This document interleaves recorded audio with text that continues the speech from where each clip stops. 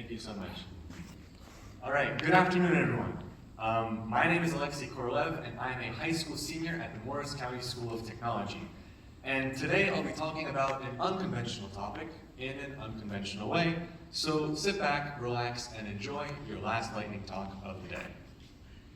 Uh-oh. There we go. All right. So for all the 90,000 years of human history, only one thing has remained constant: discovery.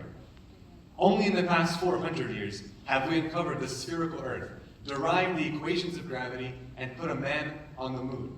All of these accomplishments invalidated components of pre-existing knowledge, and currently, theories are subject to the same process.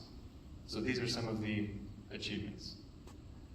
In physics, there are things called symmetries, and the best way to explain them is to just give an example. We'll be concentrating on these three main ones right here. Time symmetry states that the laws of physics don't have a preferred direction of time. For example, if you reverse a collision between two objects, an equally valid collision will take place. Charge symmetry states that there's nothing intrinsically special about the positive or negative charge. All that matters is that they're exact opposites of each other.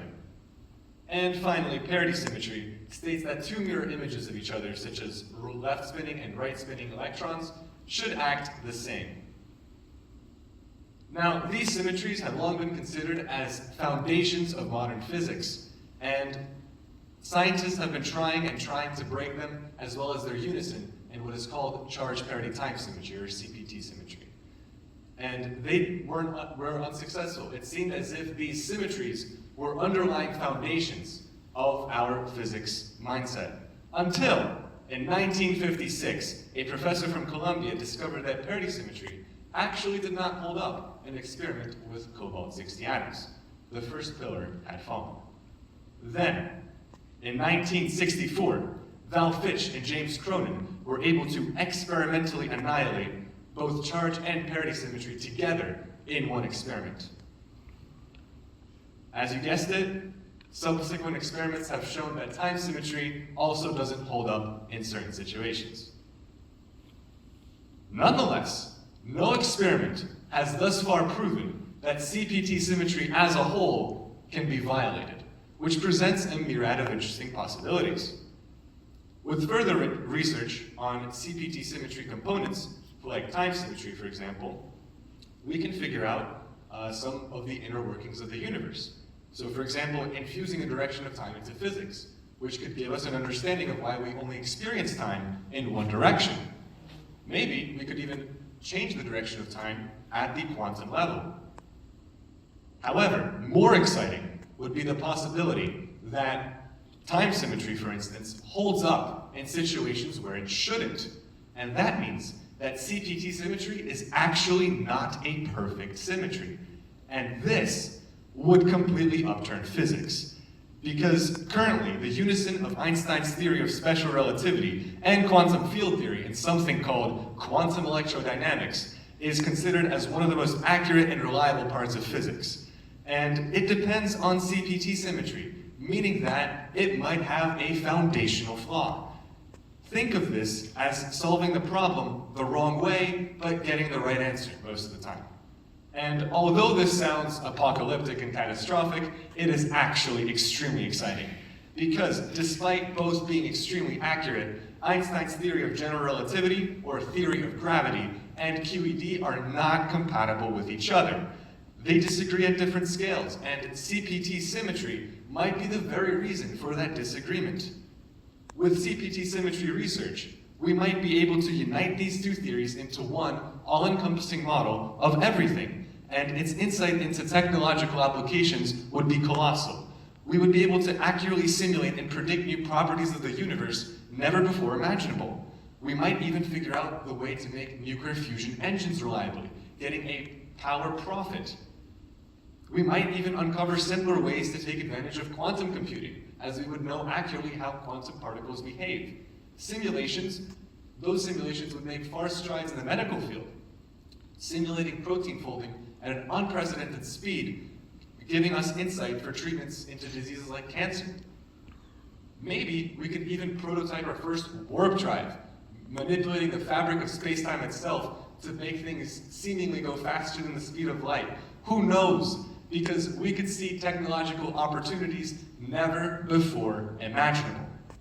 So in short, scientific knowledge in the past, seemingly unbreakable scientific knowledge in the past, has been broken and broken time again.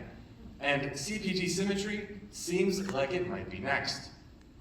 Research into CPT symmetry and its components could be the beginning of a groundbreaking technological revolution. Thank you, and I will now entertain any questions. Thanks, Alexei. So any easy questions or tough questions for Alexei on what you just heard? You can give him an easy one if you want.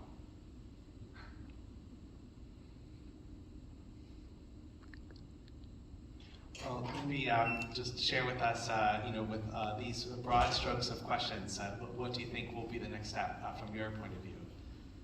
What do you hope to do next in this field? Hope to do next in this field? Well, as of right now, I'm still in high school, right? So I don't have the resources and technological capability to actually conduct research with quantum particles and things like that. However, if research into CPT symmetry is conducted, at first, right, time symmetry and parity symmetry, when studies were conducted on them, it seemed like they were perfect symmetries, right? People tried to break them, it didn't work, they gave up. And then, eventually, we found one little caveat, right? One little exception, and that was the beginning of us realizing that these symmetries might not actually be perfect symmetries. So as of right now, we're doing the same thing with CPT symmetry, but we might find that one little caveat, and that might be the beginning of a technological revolution. Well, thank you. Let's thank Alexei. Let's give you this certificate on behalf of URTC. So thanks to all our speakers today, and thank you all for being here.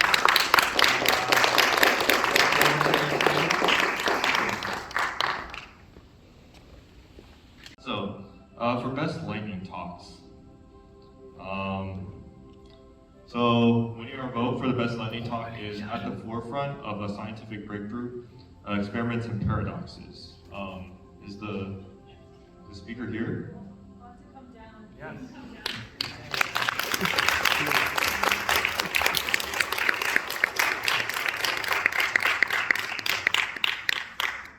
Take a note that obviously, because these these were made today, these decisions were made today by our the people who attended the posters and the lightning talks.